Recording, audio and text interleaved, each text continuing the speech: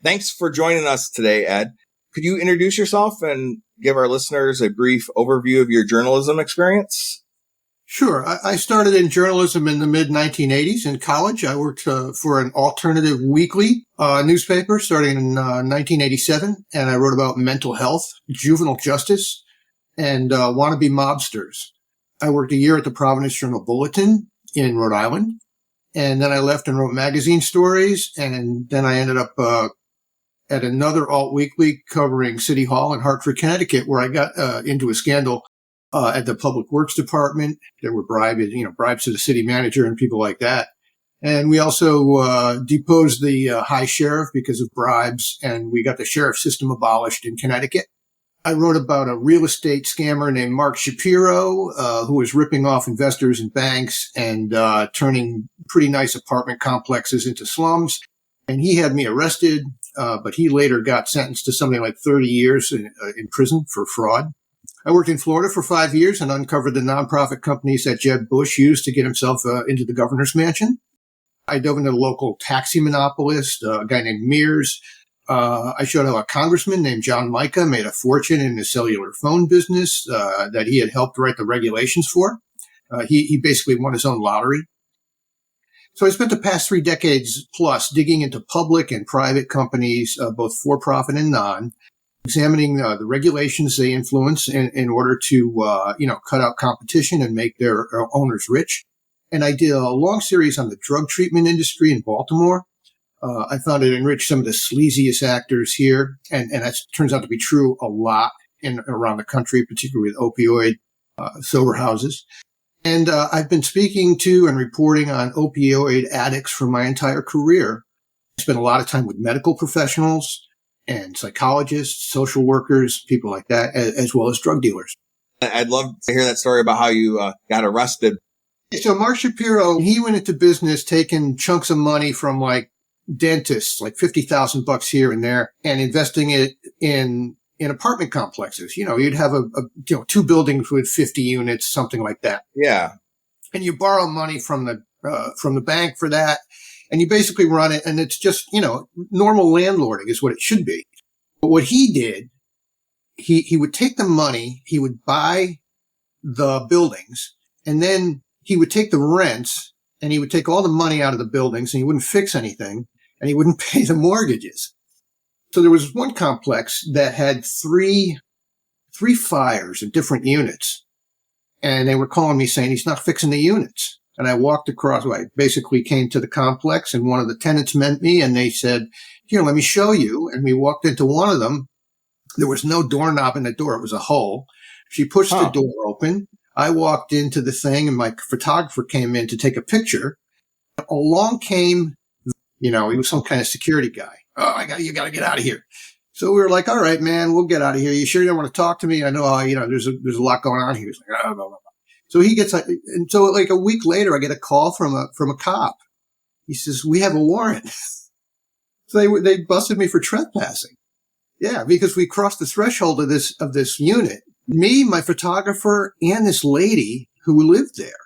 We all got busted for trespassing. And of course, he presses charges because by then I'd been asking him to talk to me and writing about him for a while. Yeah. So I ended up pleading, what do they call it? Like nolo contendere, basically. And I think I don't think I even got probation. It was just one of those things where I got a little guilty plea. And of course, I have my fingerprints now and APHIS and all that stuff. So there's a picture of me getting a mugshot somewhere, and this was all in 1992 or 3. So Okay. A long time ago. That's my only criminal record. Unfortunately, I know you landed on the Kratom beat through a family tragedy, which you wrote about in your articles. Could you tell us about what happened? My nephew James died from a Kratom overdose overnight between February 4th and February 5th, 2021. He had been trying to quit. He had had 2 grand mal seizures before that incident that put him in the hospital. He went to the emergency room twice. I was at work in the courthouse when my sister rang my cell phone and told me he was dead. He was 21 years old. What a shock. I'm sorry for your loss. For the skeptics out there, were you able to objectively report on these issues even through this immense experience of grief? That's a whole philosophical conversation, I think, isn't it? Yeah. I don't think anybody who believes kratom is harmless will be moved by my story or James's story. But I can say this. Many years ago, my uncle died from complications after bariatric surgery. And that prompted me to look into that industry. And I wrote a story about the pros and cons of bariatric surgery. And my editors and all the subjects in that story, I think, thought it was pretty well balanced. I found my uncle's death was the result of some very specific medical errors by a specific surgeon, and that the industry had some marginal players and that the incentives were skewed. There was a lot of money in it. There probably still is. But that on balance, it was a legitimate specialty, and it helped the vast majority of those who had gastric bypasses and things like that. And the story never mentioned my personal experience because it wasn't relevant to that piece. Now, I had never heard of kratom until the phone call from my sister. Yeah. Most of the popular press reporting that I read about kratom then in Rolling Stone and in Vice and, places like that, they framed the kratom story as a drug war overreach. And, the DEA moved to schedule it, and the industry and many of the users rallied and stopped them, which was a remarkable thing that I don't think ever happened before.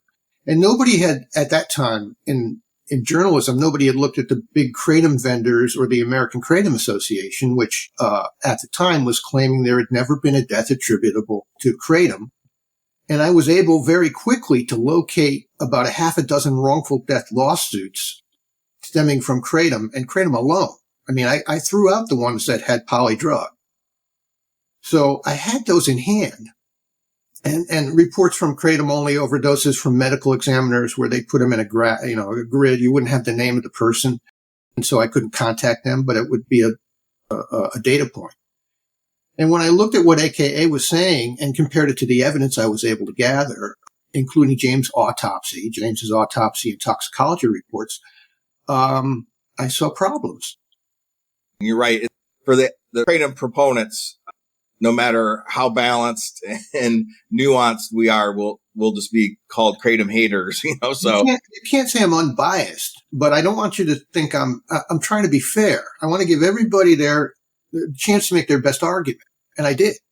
And I think it was reflected in your article. So could you summarize your reporting, what you found in general about kratom and dependency and addiction? So by user testimony, it appears that kratom is fairly habit forming. I think you're probably more knowledgeable about this than I am. But I think it's important to note, and I think you've done this as well, it's important to note that even the most evil addictive stuff, right, meth, heroin, it doesn't addict even most people who try it, right? Yes. We've almost all taken a couple of Vicodins, right? If we get our wisdom teeth pulled or something like that. Most people who ever used oxys, didn't get hooked. So it's always a subset, a minority of users who have problems. And those problems also lie in a continuum. And some people, would like to cut back and they can. And some people would like to cut back and they're having a harder time with it, right? All the way up to the people who are in the deep end, real deep end. So I found a Reddit forum, you've known this too, are quitting, folks who a significant number were in way over their heads. And I spoke with sober house counselors and people who used kratom and quit. And I called the guy who made a movie, A Leaf of Faith, and even he told me he wished he had put a little more in the movie about kratom's addictive potential. And I spoke to a number of people who had no problem at all with kratom and or said they had no problem. Some of them were keen to parse the word addiction. They wanted, to as a clinical term, they would say, just because I need it and can't stop using it doesn't mean I'm addicted, which, fair. But in their tone, and some of these folks, not everyone, some of the people are perfectly fine with it. But some of them I heard echoes of the drug people I had been talking to in coffee shops and diners for 30 years. That itchy desperation. So you get a feel for this. I have people in my family who've had problems with various substances. We all have, I think, right?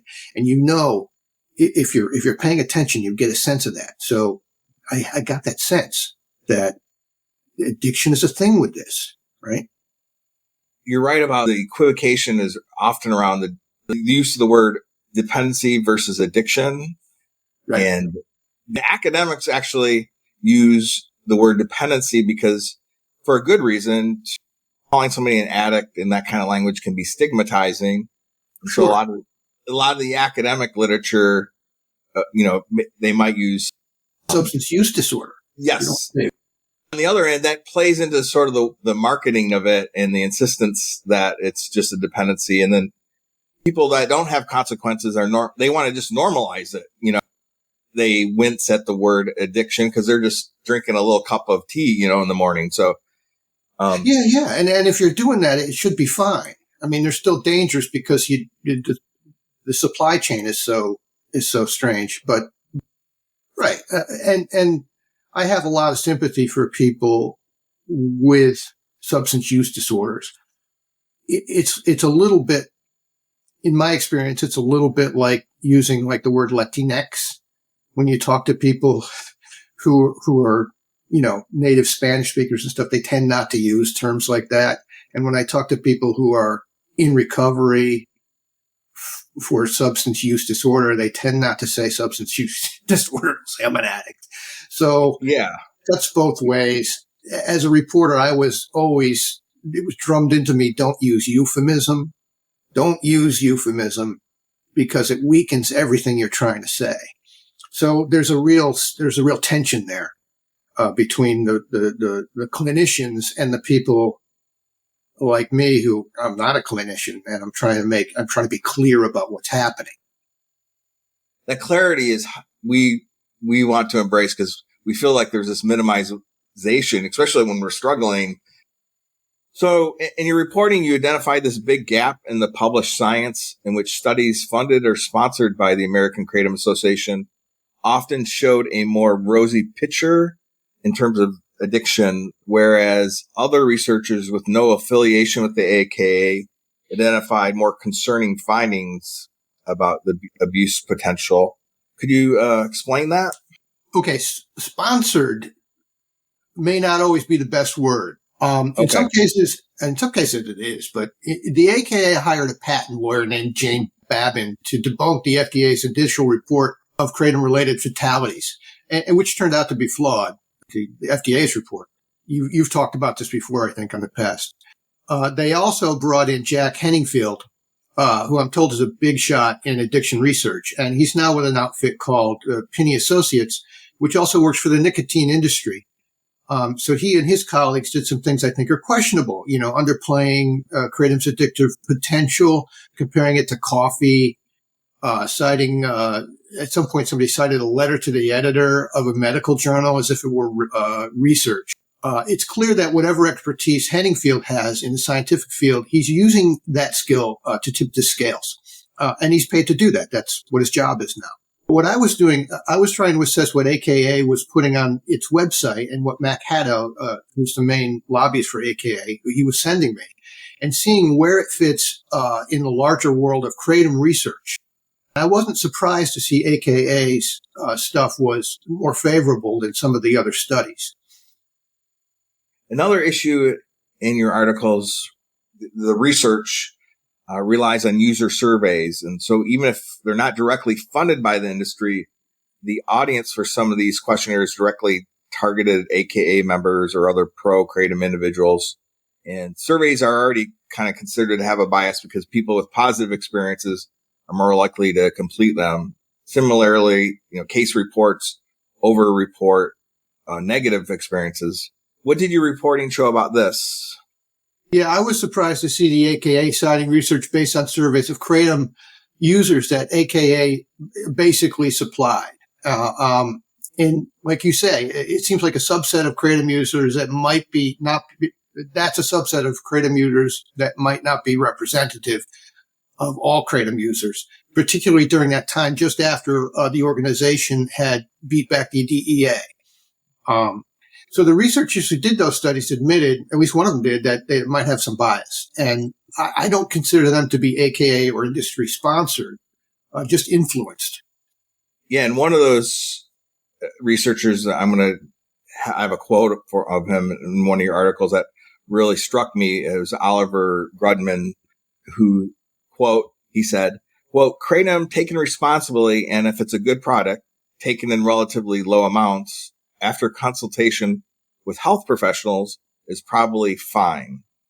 My commentary on that is the whole nature of substance abuse is the addict loses control, takes more and more, likely and sometimes in an irresponsible manner. Any final reactions to that quote and just about the subject of addiction in general? That's an interesting point about his quote, an interesting perspective on it, which it didn't occur to me when I heard him say it. And I like Grundman. I think he's an honest researcher, and I think he's just laser focused on what he's doing. And I think he took it for granted that addiction potential was low because Henningfield said so, and he revered Henningfield. We know what we know about everything because of guys like him who focus very specifically on a very small piece of the big picture. And so somebody like me or you, who is not laser focused on that one small thing, and we see the bigger picture, we can easily see that he's very carefully not looking at things we can see, right?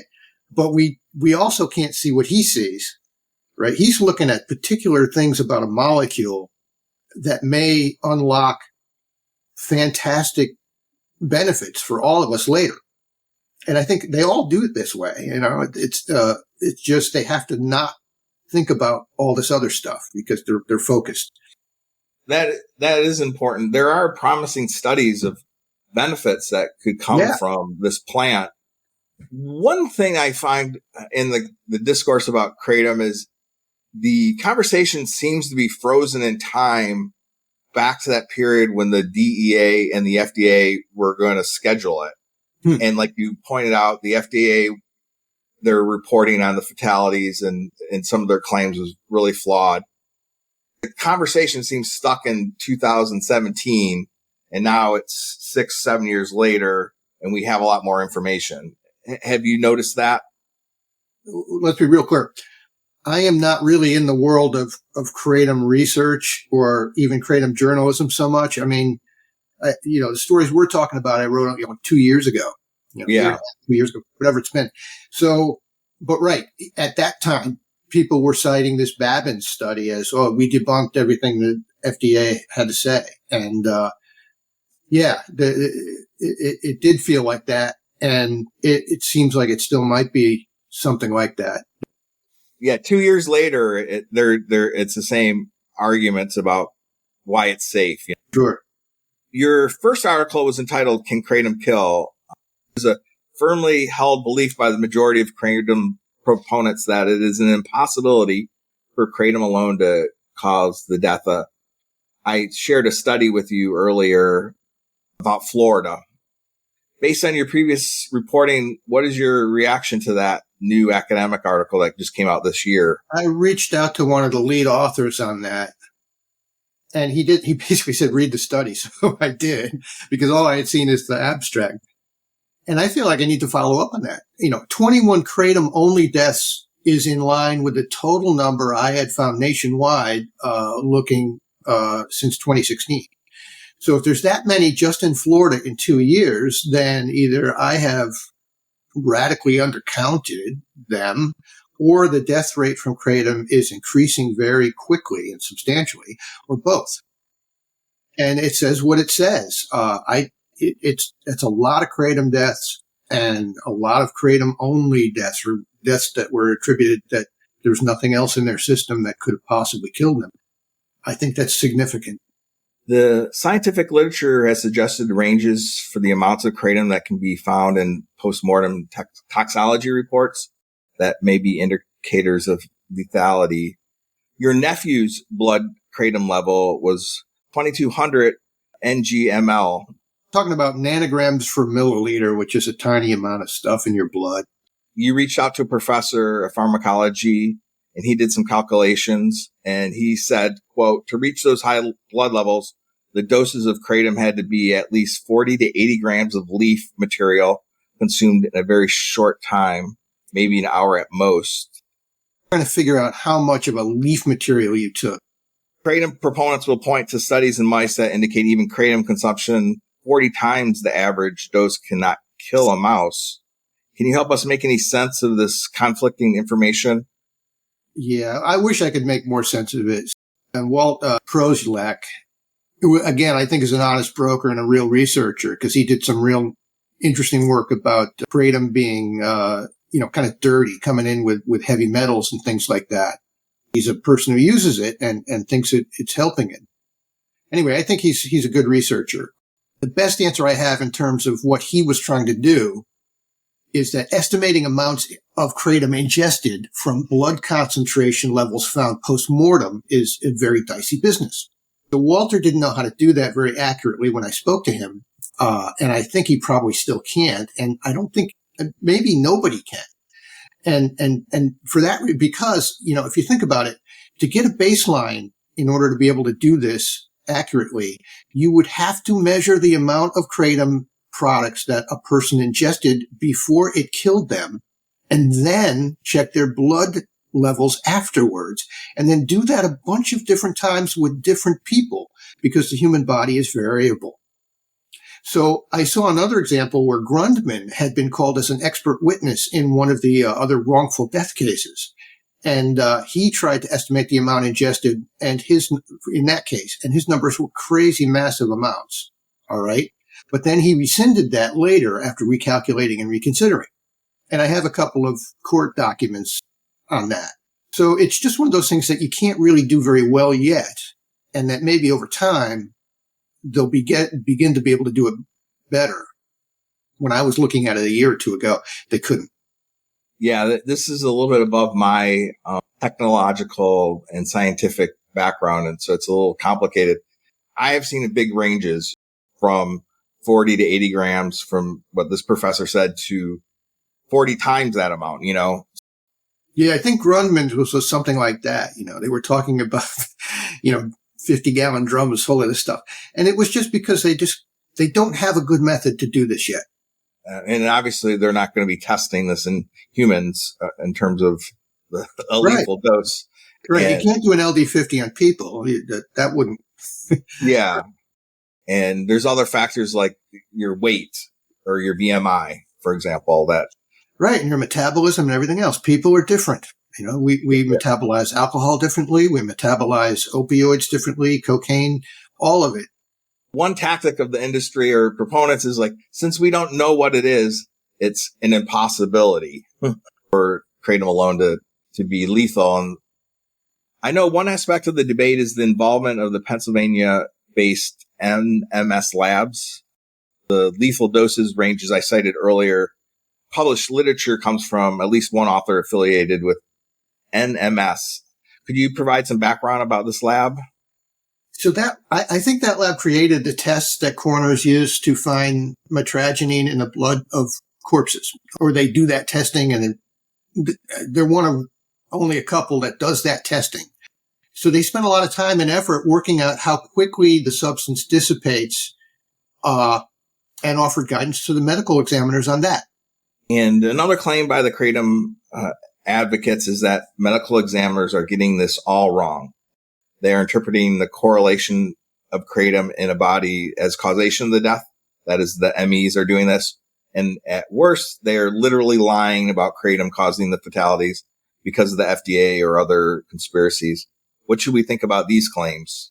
The American Kratom Association, or maybe it was just Mac Haddo, who, when I wrote, was essentially running, AKA, decided that the lab was a key nexus in a conspiracy between federal agencies and local coroners to disparage his product. And the NMS people are, at best, as far as I can tell, bemused by this. I have asked Mac many times for his evidence that the FDA or the DEA are unduly influencing local medical examiners, and he's just refused to divulge any. He did a Public Information Act request to the FDA for this stuff. And I don't know what became of it. He just won't tell me about it. And he'd been very open with all the other information, pretty open. So I think it's fair, to be fair to AKA, it's worth noting that medical examiners are not omniscient and they make mistakes all the time. There's a scandal right now nationwide regarding how often they find people who died in police custody were actively or deliberately killed. It's not like there's no, you can't just take an ME report and always say, well, that can't be challenged. When you drill it down into any death, you end up with some squishy stuff and some philosophical questions. On the other hand, when a medical examiner says somebody died from, say, alcohol poisoning, you don't see Anheuser-Busch's PR team attacking the institution of cause of death investigators. That's our routine system of assigning causation to death is through the medical examiner coroner system. Yeah. Somebody dies from a stroke. There's a physical marker for that. You can see in their brain where this blood clot was, right? You can see. And so, somebody dies from a gunshot wound or something like that. It's pretty clear. This guy wasn't going to die except somebody shot him. Some of them are very easy, open and shut. They got electrocuted or something like that. We know that kills people. Now, not everybody who gets shocked with, 20,000 volts at, particular amperage dies of these kratom deaths. I think it's probable that they're being very careful about it. Right? It takes a lot of this stuff to kill you. We don't know the mechanism exactly. My nephew died. He choked to death on vomit. And Jane Babin then said, well, that's not really a kratom death. Well, yes, it kind of is, I think. I would disagree with that. He was zonked out. He couldn't wake up and turn his head, and he died. That's a kratom death. So we can argue about it forever. Maybe some people will never be convinced, but I think if a substance makes that happen to you, that you can lay it at its feet. It's similar as when somebody has a seizure and then maybe drowns in a hot tub, and even a larger debate. I mean, we're not going to talk about here is that even the polydrug substance abuse intoxications where there's a death with the person had kratom in their system, and most often it's fentanyl in addition. That should be concerning too. It should be. If this is stuff that's supposed to get you off of fentanyl. Exactly. So, and I have found nothing in the scientific literature that says this set of characteristics in a person, X, Y, and Z, these people can benefit from kratom and it will be an antidote and a effective harm reducer versus another set of addicts. They have these types of characteristics and kratom will perpetuate and be part of their ongoing addiction cycle. That's the nature of addiction medicine too. It's a very complicated field, and people are so different, and people react so differently to different treatments. Some people, cognitive behavioral therapy is the keys to the kingdom. Other people, they have no effect on it. And kratom may in turn at some point become an addiction medicine. I think there's a real good possibility that could happen. Well, this leads up to my next question. You identified a common pattern, a playbook, if you will. And I will quote from your writing and love your reaction. Quote, if the FDA says a person died from kratom, the kratom industry and its proponents claim they were a polydrug addict who died from something else. When the medical examiners conclude someone died from kratom, they attack the medical examiner. When a reporter writes about a kratom overdose, they call it fake news. And if a mother joins a bereavement group, they will call her a liar, unquote. All of us in the quitting community have had the same experience where we'll be bullied and harassed, told that kratom isn't addictive, and it was user error on our part. And that's the dynamic that made me put James in the story. You got to understand, when I started researching, I thought, here are 7 deaths from kratom alone. I will present these to the AKA and we'll have a deep and nuanced conversation about harm reduction and relative risks and regulatory frameworks. But what happened instead was gaslighting. My sister got attacked by kratom fans on a mother's bereavement message board. Was only a small part of it. When Haddo and Babin took essentially the same line as these sort of random people online, I had to shift my understanding of the industry. I was not expecting that. I was expecting a professional conversation, just as I had with, again, the people who were doing bariatric surgery back in the early 2000s, where I would say, well, here are some deaths. What are the percentages? Here's my uncle in this case. And they'd say, oh, yes. Oh, yeah, we know, or, this can happen. Here are the steps we take to prevent it. And here's where things go a little sideways. And here are weaknesses in the way. It wasn't like that at all. It was just like flat out, oh, no, that never happened. That can't happen. Well, what can you do with that? Yes, it's very interesting. It's this, I'm glad to hear. It looks like both of us might have the same naivety, because when I started this podcast, I had the same expectation. I thought it was just a big misunderstanding, right? And the industry just wasn't paying attention, and the reaction was exactly like, "That's impossible. People don't get addicted to kratom." And if you do, it's only extracts, or it's probably because you're buying gas station stuff that has other things in it. Or their favorite one is you're just saying kratom, you're addicted to kratom, so your family doesn't, it's more socially acceptable because it's legal. You don't want to tell your family you're back on heroin. Oh yeah, this is interesting. One thing that you found in your reporting, that you actually looked at a researcher that studied the media coverage about kratom, and in his analysis, that there wasn't actually a negative media coverage. There wasn't like a systematic bias about kratom. Could you tell us about that? Yeah, the framework that journalists place around a lot of reporting on regulation of drugs is one of moral panic, right? So, and I've done this many times myself. You get a press release from a guy in New Jersey saying the Smurfs are satanic. Really happened, by the way. And so you can go and make fun of that.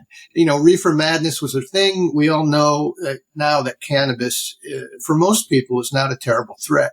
So I wondered if anybody had done any real analysis of media reports about kratom. And I found one, and, surprise. It said that study showed the reporting on kratom was overall pretty well balanced. No moral panic.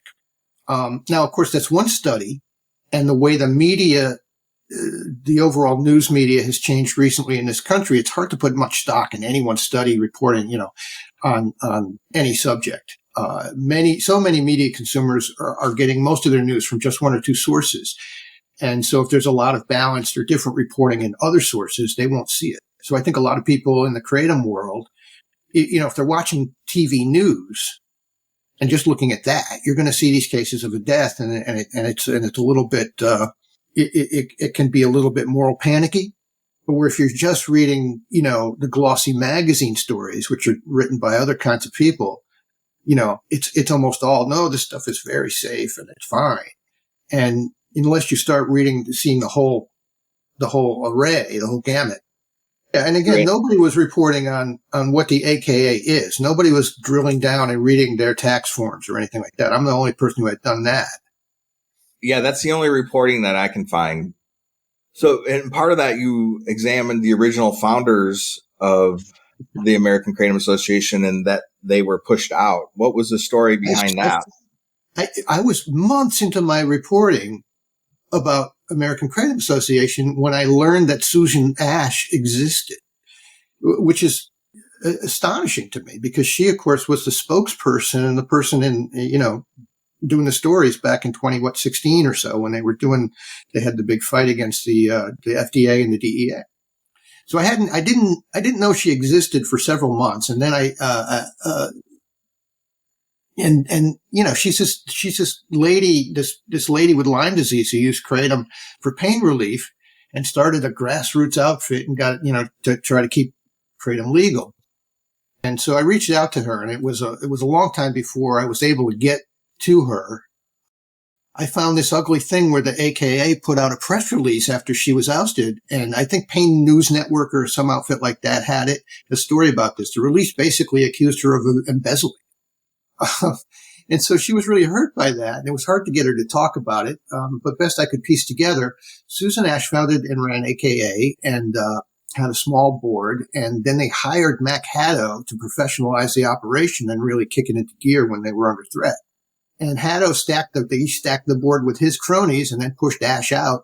And one interesting thing I found is that Haddo had done a similar thing many years, like 30 years ago, with a small nonprofit called the T. Bear Foundation. And then he ended up getting sideways with ethics investigators in the federal government over that. He had ended up like sort of kind of funneling some money to his wife. And he ended up pleading guilty to crimes and going to jail, going to prison for that. So, Kratom Science Podcast did an interview of Susan Ash, if you're interested, in addition to your article.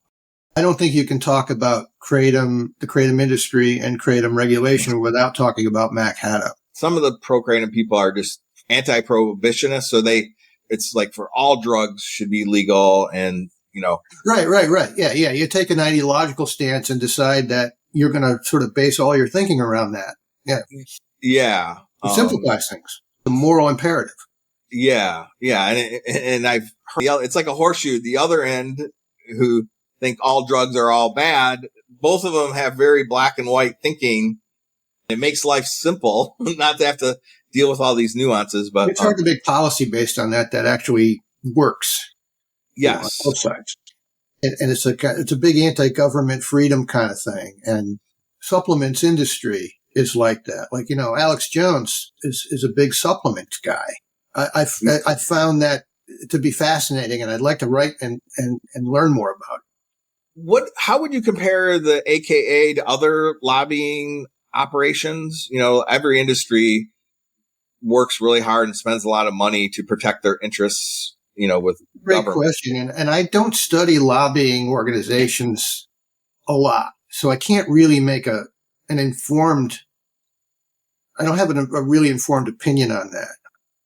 There's a guy named Turner, who was also a Kratom advocate who I spoke with a lot. And his criticism of my piece is that, well, AKA is sort of normal. And he may know more about that than me. It seems very sleazy to me. I'm a little bit more holistic about this sort of thing. Drew. His name's Drew. And, Drew Turner. Good guy. Yeah, I agree with you. And one of the things in your reporting, you found that AKA asked through their protectors program, I think it's called, to like sort of ask their advocates to be in public and on social media to present a neutral front about their politics. Yeah. And I'm sure it's a difficult thing to try to keep everybody in line because, Mac's a pro. He really is good at what he does. And he understands that when people get online and start harassing people and being real nasty, that it doesn't help the cause. I think might be for being a small operations, he might be one of the most effective lobbyists out there. It's remarkable. Everybody agrees that the guy is pretty good at what he does. He's also tireless. You got to respect him. I also wondered if if he really believes in Kratom. Mac has said he used it, and he has used it. So I'll take him at his word. It's so ironic. I mean, Mac is a serious Mormon, and a lot of the people involved in the AKA are also Mormons, and Mormonism is incredibly anti-drug. I believe you're not supposed to drink coffee if you're a Mormon. There's an irony there. You mentioned this earlier in our discussion about Chris Bell, the filmmaker behind the movie Leaf of Faith, which many people cite as sort of their entree and into Kratom, especially for those who use it for pain relief and self-medicating. But he went on the record and said his perspective changed, and you referenced that earlier. What was that? Yeah. Could you go more into that? Leaf of Faith. I actually rented that movie. It was one of the first things I did after James died, and I decided to research Kratom. I rented the movie and watched it, and I was impressed by the film. And so I wrote Chris Bell's name down on my notebook and said, I got to try to reach out to this guy. And I started trying to get to him. It was months before I was able to do that. He's a remarkable guy, right? He's a power lifter, documentary filmmaker, uses himself as his own subject, and he's a real addict and a seeker. And he makes no bones about this. I'm not giving anything away. And so he told me he no longer used Kratom because he got into Ibogaine. There was a video online of him supposedly taking Ibogaine and tripping balls. And that was a couple of years ago. So he may be onto something new by now. I mentioned before, he said, and I don't have it exact, but paraphrasing, he said he would put a couple of minutes in the film talking about the addictive potential of Kratom. And he's also interesting in a way because from what I could discern, the Kratom subculture, the people who use it tend to be of three types. There's gym rats, people who use it as a performance enhancing thing so they can work out longer. There are people taking it for pain management who have chronic pain. And then there are people who are trying to get off drugs, opioids mainly. Chris is all three of those things. That is interesting. Kind of an avatar of the Kratom market. Yeah, I'd like to check in with him again. He seems like a real interesting cat. I think he means well in all ways. And he's just kind of learning. He's on his journey and he's taking everybody with him because he's got a camera on himself all the time. And he's fearless. I need to watch that film, but yeah. I need to learn a little bit more about him. As a person who had been a Kratom addict, you'll see some real issues with that film too. Okay, I did as well. I mean, just the title itself, "Leaf of Faith." I feel like some of the proponents they have. I feel like this irrational exuberance for Kratom that seems to be based in faith rather than rationality. You know, there's this evangelicism to. Yeah. I had a conversation, an exchange of views with Henningfield about just that. The evangelism for Kratom struck me in my reporting as very similar to the evangelism I would encounter for people in recovery from opioid addiction.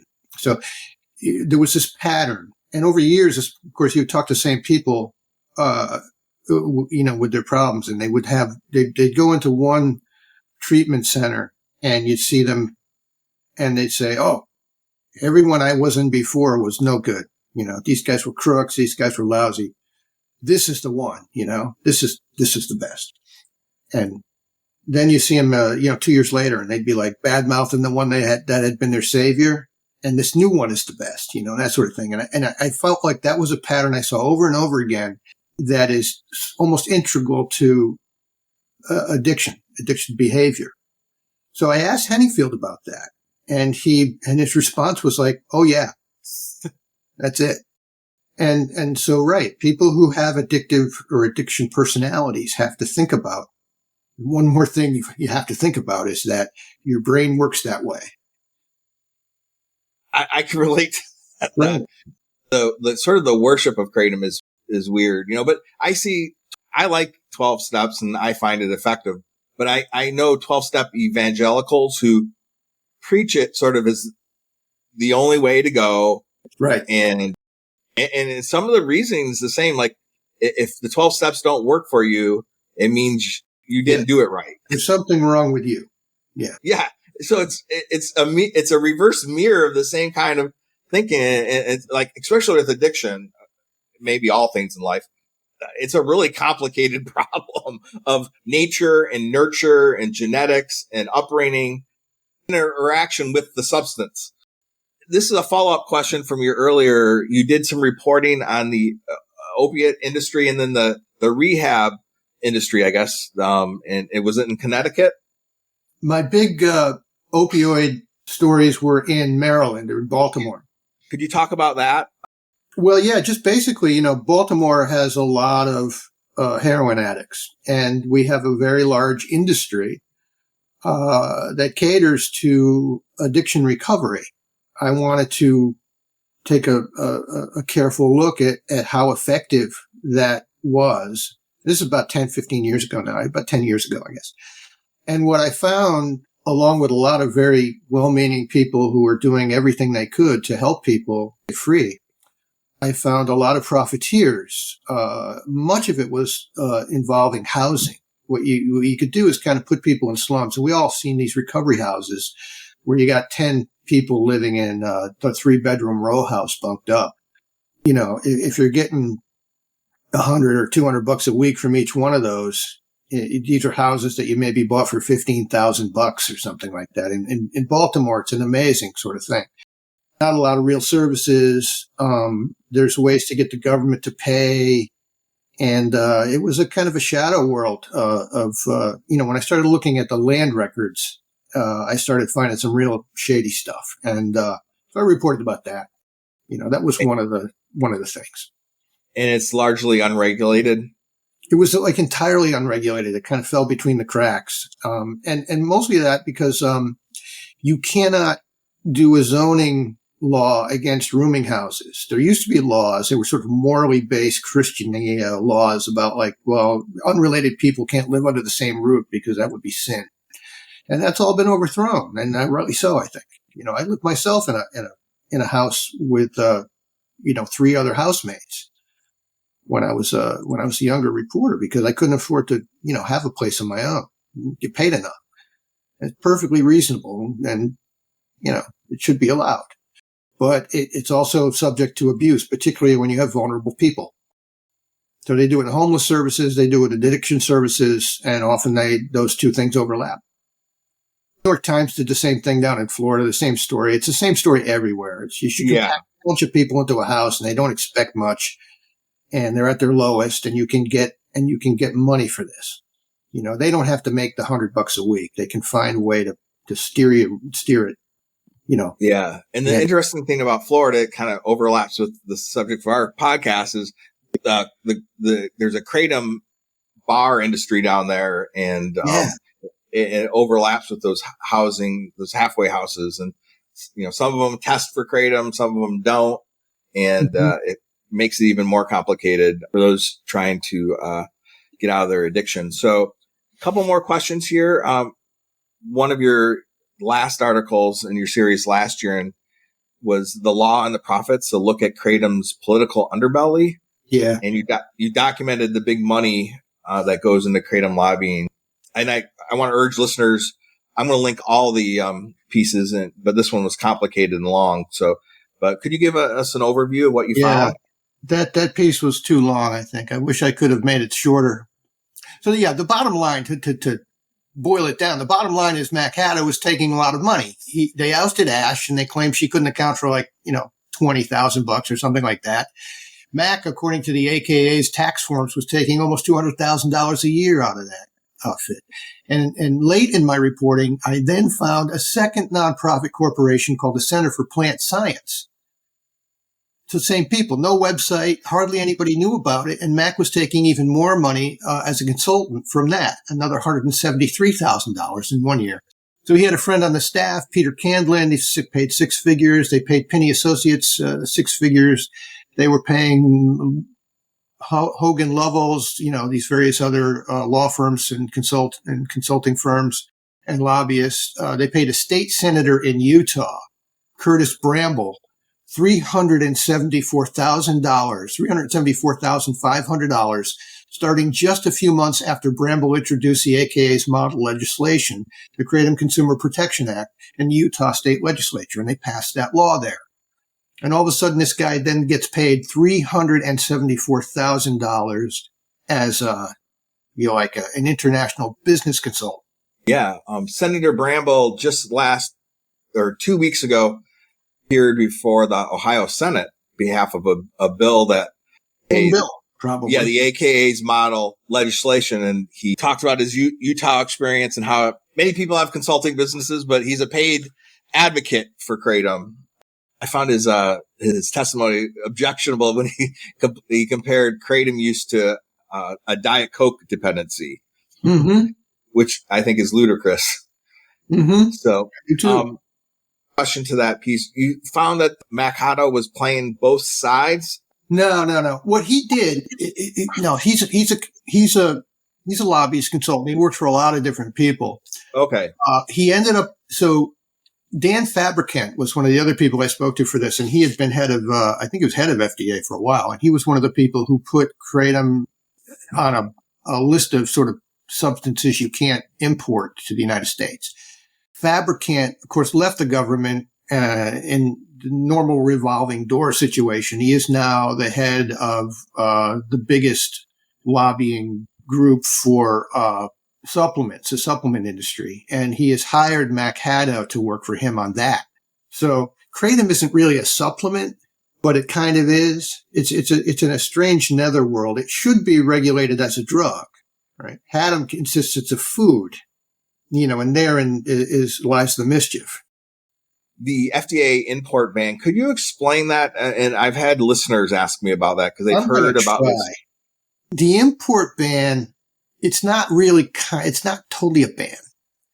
So the FDA put Kratom on an import alert back in 2012 or 13, something like that. And it's a directive to the customs inspectors to seize any Kratom being imported by a long list of companies that the FDA has already determined are or had been selling Kratom for human consumption by making false, illegal claims about its benefits. Okay.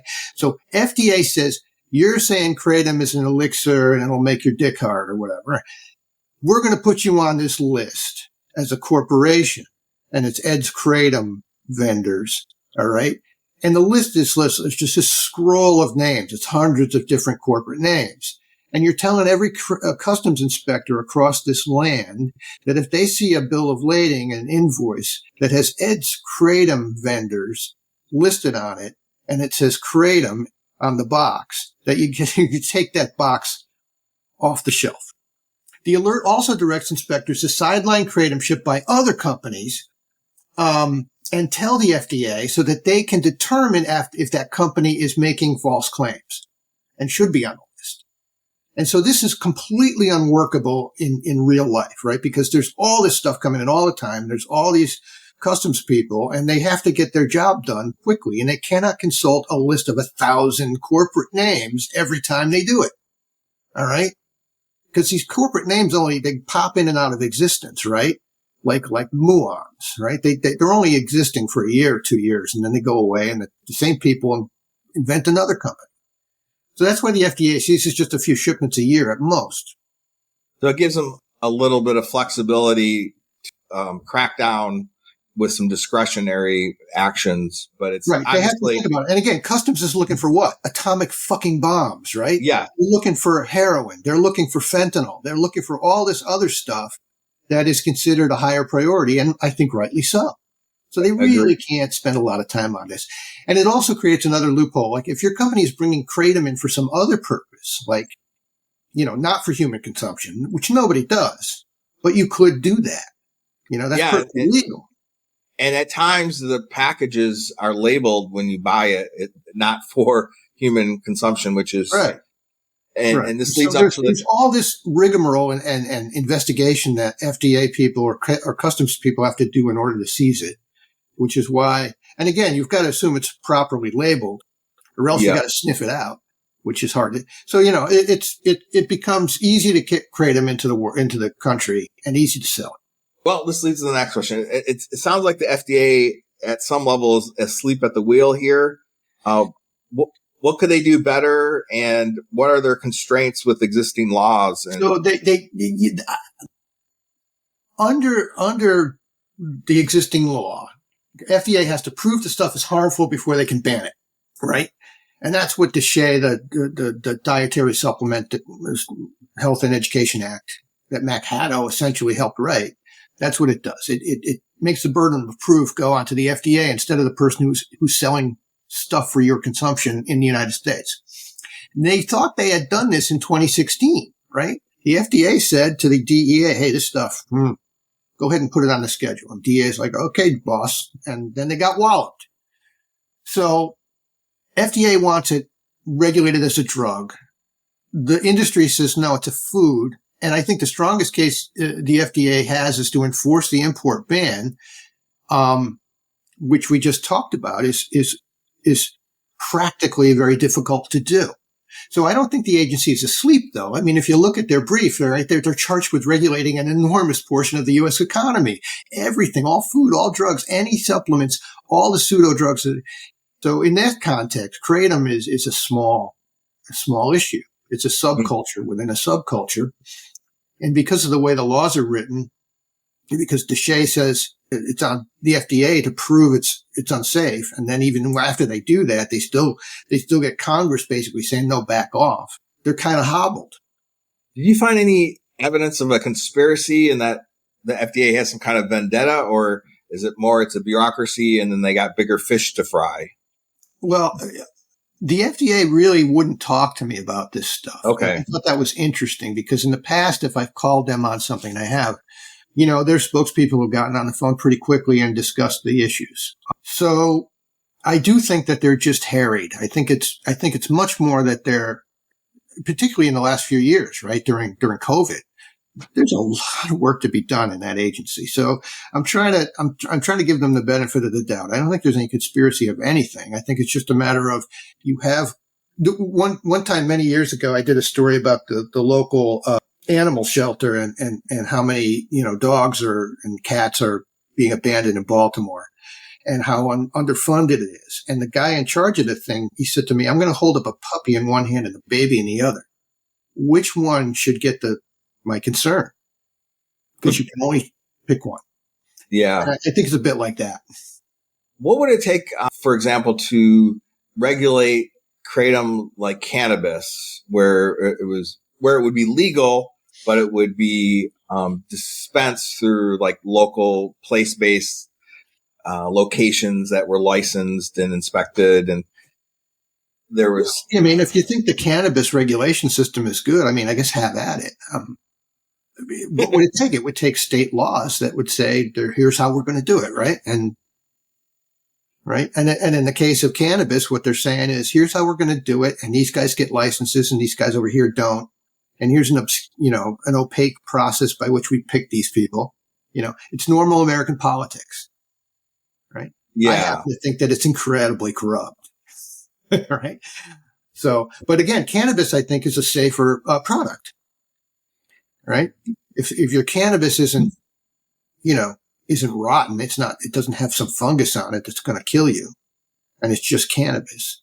It's, unless you're a person who's addicted to weed, which I think is a more common thing than a lot of us appreciated. We'll be finding out more about soon. But if you're not that kind of person, then a little weed here and there, whatever, it's fine.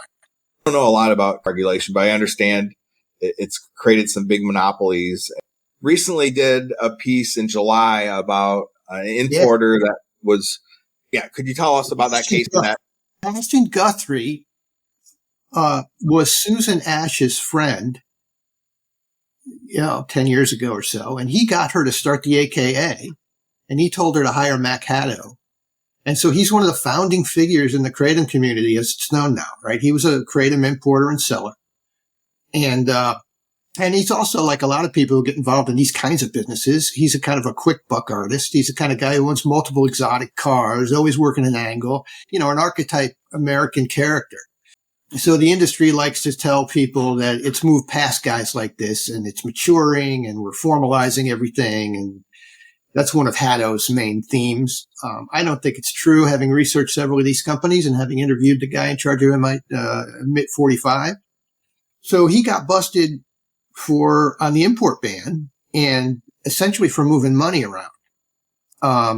And I think they found a company he founded guilty of money laundering, but not him. So, and I think he got popped by accident. So Customs and IRS criminal investigators got a tip of some sort, or they noticed money flows. Whenever you move money around, real money, not fake money like, crypto or anything. But when you move money around, you get in large amounts. There's paperwork generated, and some of these they're called SAR, suspicious activity reports, and these are highly secret.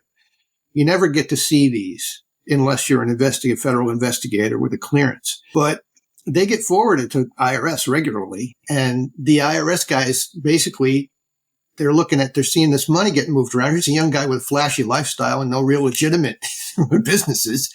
And so they figured he was a drug dealer, they figured he, another kind of drug dealer. And so they followed the money, and it's like that line from The Wire. If you follow drugs, you get drug dealers. And if you follow the money, you don't know what you're going to get. And they followed this money and they got this different kind of drug dealer. And nobody on the prosecution side was perfectly familiar with the intricacies of the laws regarding kratom importation. And so, like I say, that it's not really quite a ban. It's something close to a ban. But there's a loophole. If your company's bringing in for other stuff, you can do it. And it turns out kratom gets brought into the country under this loophole where it's not for human consumption all the time, according to shipping trackers that document imports by analyzing the publicly available bills of lading. Guthrie was facing felony charges for money laundering and all kinds of stuff. And his lawyer said, hey, we need to have discovery. We need to see all of the information the government has on kratom importation. All right. Knowing that they had this information available publicly anyway. And the government said, well, we can't get you that stuff. It's, too much paperwork. We can't do it in time for this trial. So they said, we need that documentation. What was seized, what was not. The prosecutor said they couldn't do it. And the government basically went in with a very generous plea deal right after that and said to Sebastian Guthrie, you can keep all your money and we're going to offer you a short time in jail or whatever it was. So that's how that went. And he's living abroad anyway? Well, he is, but he was here he made his trial. He was here to have, and he's not fleeing or anything like that. He's not a fugitive. He's not. Okay. And I haven't spoken to him. I spoke to his lawyer for the story. It was Byzantine the way the law works, and the law happened to turn on an appellate court decision in that district. This is why you hire lawyers for stuff like this who really know what they're doing. Yeah. And again, the people who are prosecuting him, they don't do kratom cases. They do, real drug cases. They do fentanyl cases. It's a whole different body of law in some ways. And so they just basically said, all right, fine. This is a small fish. We're not going to worry too much about him. I think, and so FDA has been back and talking about cracking down more, and maybe they'll get some resources for that. But my sense of it is, we'll see. The other policy solution, and this is the one that's kind of proposed by the AKA, is sort of self-regulation of the industry, where the American Kratom Association kind of certifies these vendors as being reputable and having clean lab tested kratom. Did you reporting, or do you know anything about the Kratom Association's gold certification process? And that's a black box to me. I'm told, and Ryan Needell told me this, everything is on his supply chain is certified and all this stuff. But he also told me he does not import kratom himself. He buys it from, second, third party vendors. One of the most important and hidden aspects of this whole thing is that kratom retailers are regularly selling this product without their corporate clothes on. Okay. They use fictitious names. They use unregistered LLCs. They have layers of consignees. It's just a shady distribution system, and so that they can hide from the lawyers and the regulators. And that kind of corporate chicanery could be stopped pretty easily. A few tweaks of the laws in most states, right? A little more funding for your Secretary of State, and you give them the authority to go after, bogus companies. You and attorneys general, you basically say, here, this is a priority now. If you find a company that's not registered, you got to go assume that something's wrong there and go after them. There's no enforcement right now per se on people who do business without registering their companies. And it's perfectly legal in many states to establish a company without a real address and without using your own name. And so this is basically the way to make fraud happen. If you're the kind of person who wants to do this sort of thing, the United States is a beautiful place to do it. And so, that's just in general. Now, the kratom industry is consolidating and it's turning towards ever more concentrated products, more and more of these shots and stuff like that. It's very clear that the big money is going to be with the heaviest users. Just as it was gambling and alcohol, a lot of things are like that. So if you're a person who uses kratom in moderation, you have to understand that's where the industry is moving. It's going to be harder and harder to get small doses of pure leaf and stuff for anything. So I think the race is on now between guys like Needell of MIT45 and the biopharmaceutical startups. They're leaving the FDA in the dust. And the only way the government gets a handle on this is if some big name athlete dies from kratom. The way, the Orioles pitcher Steve Belcher did from, Phaedra in 2003. It's one of those things that's, you're kind of waiting for the bomb to go off. That's kind of the way I see it right now. Anything else that you would like to address that we haven't talked about earlier? No, not really. We went a little bit longer than I thought. Thanks for joining us.